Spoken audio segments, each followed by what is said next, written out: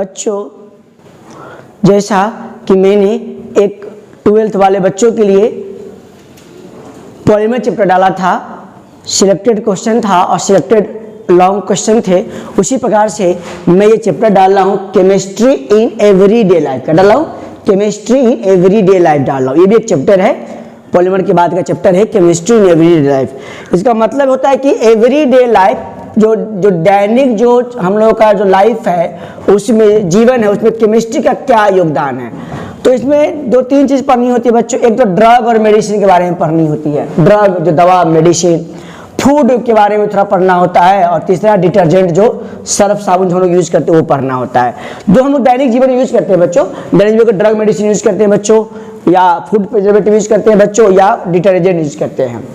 तो question 2-3 question मैं कराऊंगा, फिर ऑब्जेक्टिव भी करा दूंगा, वो आप याद कर लीजिएगा।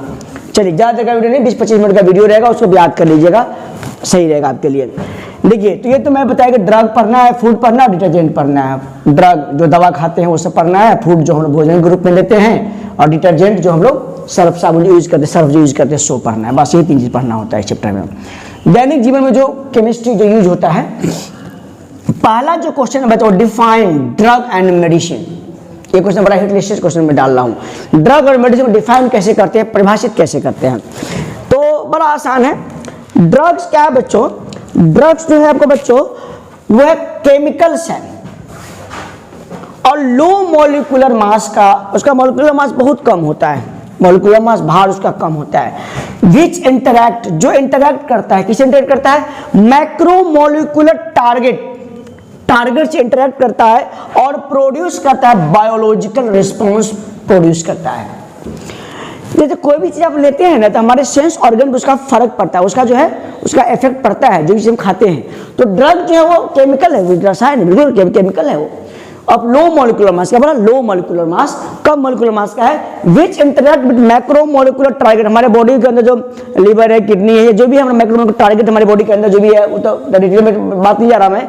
And produce a biological response, उसका कुछ रिस्पॉन्स आता है, बिल्कुल रिस्पॉन्स आता है। अब कोई भी अगर चीज़ लेते हो ड्रग, उसका रिस्पॉन्स तो आना ही आना है हमारे बॉडी के ऊपर। तो वही है, लो मॉलिक्यूलर मास केमिकल है ड्रग्स, जिसका जो इंटरैक्ट करता है किससे? मॉलिक्यूलर टारगेट से, और प्रोड्यूस करता है एक बायोलॉजिकल रिस्पॉन्स को, वो प्रोड्यूस करता है। ये ड्रग हो गया बच्चा, अब याद करना है simple. Okay, medicine, medicine of the drug, medicine एक तरह का ड्रग ही है जो हम दवा खाते हैं।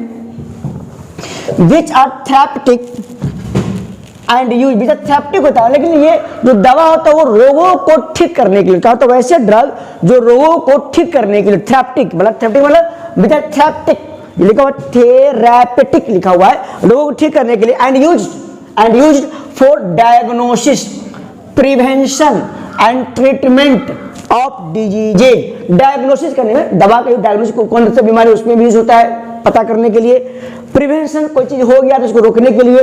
और ट्रीटमेंट ऑफ डिजीजेज, कोई बुखार हो गया, पेट में गैस बन गया, कोई भी बीमारी को ट्रीटमेंट ऑफ डिजीज के लिए भी मेडिसिन का यूज किया जाता है। तो medicine or drug which are used, which are therapeutic, रोग ठीक करने के लिए होता है। एंड यूज्ड फॉर डायग्नोसिस, क्या रहेगा? Used for diagnosis, prevention and treatment of diseases. तो यू आर मेडिसिन। ड्रग और मेडिसिन का थोड़ा सा बताता हूँ। वो केमिस्ट्री के पॉइंट ऑफ व्यू से तो एक ही है, लेकिन सोसाइटी में थोड़ा ड्रग और मेडिसिन को अलग अलग मानता है। तो यहाँ पे लिखा हुआ है कि मेडिसिन आर ड्रग, तो ठीक है, कोई दिक्कत नहीं। विच आर थेरेप्टिक, थेरेप्टिक मतलब हो गया कि जो रोगों को ठीक करे।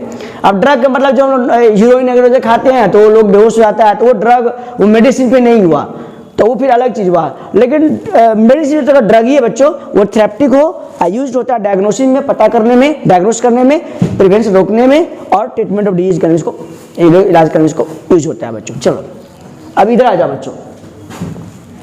चलिए, अब हम लोग को पढ़ना है बच्चों, एक क्वेश्चन और मैं दिया है जो आप लोग याद कर लीजिएगा, पक्का इसे बोर्ड में पूछने वाला क्वेश्चन सब है, और हल्का हल्का मैं लिखा हूं। Explain antacid, explain antacid, acid acidity, वही एसिड, एंटा मतलब विपरीत, उसके अगेंस्ट में, एसिड के अगेंस्ट में बच्चों। तो एसिड के अगेंस्ट में एंटा एसिड क्या है बच्चों? तो देखो स्पष्ट लिखा हुआ, द केमिकल सब्सटेंसेस, क्या बोला? द केमिकल सब्सटेंसेस विच, जो कैन रिड्यूस और न्यूट्रलाइज, किसको न्यूट्रलाइज करेगा? एसिडिटी को, ढका लुका जो एसिडिटी को रिड्यूस करता है या कंट्रोल करता है, न्यूट्रलाइज करता है इन स्टोमक, पेट में, स्टोमक में, and raise the pH, water का पीएच साथ pH to some appropriate level, मतलब वैसे केमिकल सब्सटेंस जो रिड्यूस कर सकता हो या न्यूट्रलाइज कर सकता हो एसिडिटी, किसमें एसिडिटी, इन स्टोमक, किसमें एसिडिटी, इन स्टोमक, और रेज करे, क्या रेज करे, क्या रेज करे, पीएच, क्योंकि पीएच एसिड है तो एसिड को घटाएगा तो बेसिसिटी होगा तभी ना एसिड घटेगा तो पीएच बढ़ेगा, तो रेज, क्या रेज करेगा, पीएच, क्या बोला मैं, पीएच को रेज करने की बात, क्या बोला, पीएच को रेज करने की बात बोलता है। तो एंटी एसिड, एसिड के अगेंस्ट में जो दवा होती है, एसिड के अगेंस्ट में, तो द केमिकल सब्सटेंस, वैसे केमिकल पदार्थ विच जो कैन रिड्यूस करे, कम करे, या न्यूट्रलाइज, मतलब कम करने के, न्यूट्रलाइज करने के द एसिडिटी, किसमें एसिडिटी, हमारे स्टोमक में acidity, and raise the pH to some appropriate level, कुछ हद तक आप पीएच बढ़ा भी देता है एंटी एसिड, चलो कोई बात नहीं। हाँ, फिर कुछ मैं एक दो एग्जांपल दे दिया। द कॉमनली, सामान्यतः जो यूज होता है एंटी एसिड, क्या बोला, सामान्यतः जो एंटी एसिड जो यूज होता है बच्चों, सामान्यतः कॉमनली यूज जो एंटी एसिड होता है वो सोडियम बाइकार्बोनेट है और मैग्नीशियम के सॉल्ट होते हैं बच्चों, सोडियम बाइकार्बोनेट, और जैसे आप लोग डाइजिन अगर नाम सुने, एंटी एसिड तो है वो सब, तो वो सोडियम कार्बोनेट और मैग्नीशियम सॉल्ट, वो जो कॉमनली यूज एंटी एसिड है वो की बात करते हैं बच्चों, ठीक है। तो एंटी एसिड समझना है क्या, चलो इसको लिख लो फटाफट, एंटी एसिड क्या है तो बता ही दिया। अब है बच्चों, अब बच्चों की मेंशन, क्या मेंशन करो, वन यूज, एक ही यूज बताना है, each of the following, paracetamol का नाम तो लोग जानते ही होंगे, पैरासीटामोल का आता है, बुखार लगा पैरासीटामोल खा लिए। टिंक्चर ऑफ आयोडीन आप लोग यूज किए होंगे, घाव वगैरह में यूज होता है, तो देखो तो पैरासीटामोल क्या है समझो, पैरासीटामोल, जो paracetamol used for reducing, reduce करना है फीवर को, इसको एंटीपायरेटिक, क्या बोलते हैं, पायरेटिक, बुखार के अगेंस्ट में, एंड प्रिवेंटिंग, हाँ, प्लेटलेट कोगुलेशन। हाँ, पैरासीटामोल को बच्चों आप लोग बहुत लोग, बड़ा सिंपल सी बात है, जो ब्लड अगर जो थक्का जमता है ना उसके अगेंस्ट में इसको प्रिवेंट, ब्लड को थक्का को रोकने के लिए भी उसको यूज करते हैं, किसको, पैरासीटामोल को, और बुखार में तो यूज करते हैं, ओके। चलो, टिंक्चर ऑफ आयोडीन, तो टिंक्चर ऑफ आयोडीन वो एंटीसेप्टिक होता है घाव के लिए, किसके लिए होता है, घाव के लिए क्या होता है, एंटीसेप्टिक, क्या होता है बच्चों, एंटीसेप्टिक, वन मतलब घाव, घाव के लिए जो लगाते हैं लेप वगैरह वो टिंक्चर ऑफ आयोडीन ही होता है, तो एंटीसेप्टिक है फॉर वाउंड्स के लिए, ओके। चलो धन्यवाद, ये भी पढ़नी है हम लोग। अब आगे तीसरा क्वेश्चन आ जाओ, describe the following chemical with suitable example, antipyretic है, एंटीबायोटिक है। एंटीपायरेटिक बता दिए बुखार के अगेंस्ट, एंटी मतलब अगेंस्ट, एंटी मतलब विरोध, किसके विरोध में, बुखार के विरोध में, एंटीबायोटिक मतलब किसके विरोध में, तो हमारे बॉडी में कुछ माइक्रो ऑर्गेनिज्म होता है उसके अगेंस्ट में, तो एंटीबायोटिक। तो देखो बड़ा स्पष्ट लिखा हुआ है, एंटीपायरेटिक में बुखार के अगेंस्ट में, आर द केमिकल कंपाउंड, वो chemical compound which are used, जो यूज किए जाते हैं टू रिड्यूस, फीवर को रिड्यूस करने के लिए, या फीवर रिड्यूस मतलब lowering the temperature, that is क्या लिखो, दैट इज क्या लिखो, that is lowering the body temperature.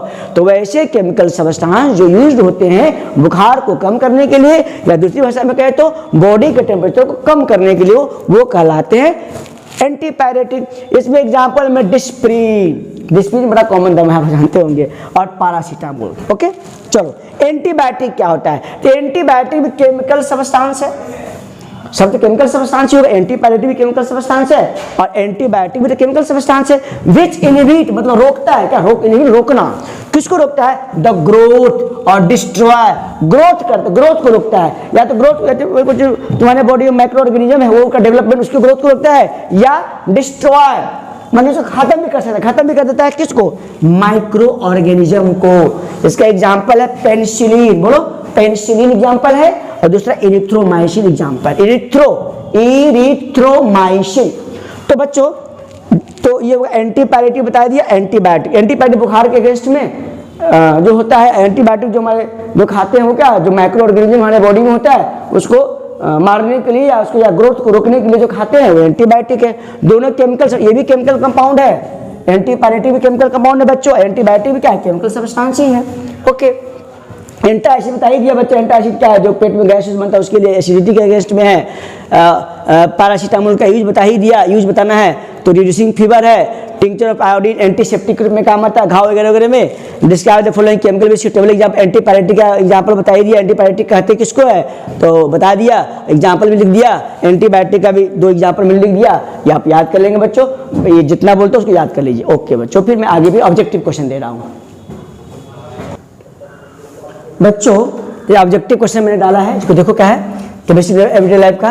पहले एक सब्जेक्टिव थोड़ा देख लो, छोटा सा क्वेश्चन उनको देख लो। राइट द नेम, नेम लिखना, नाम लिखना है, any 2 of the following medicine.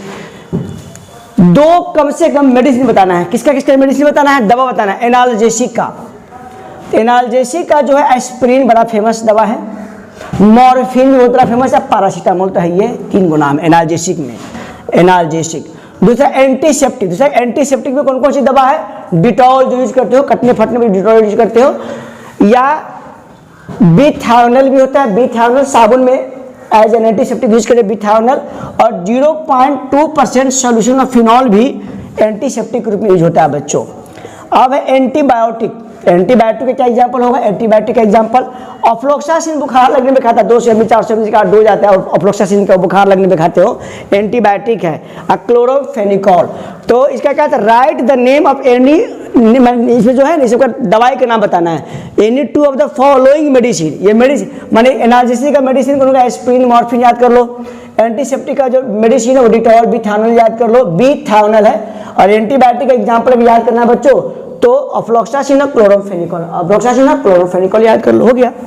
अब ऑब्जेक्टिव क्वेश्चन क्या जाते हैं, ऑब्जेक्टिव क्वेश्चन पे आ जाते हैं।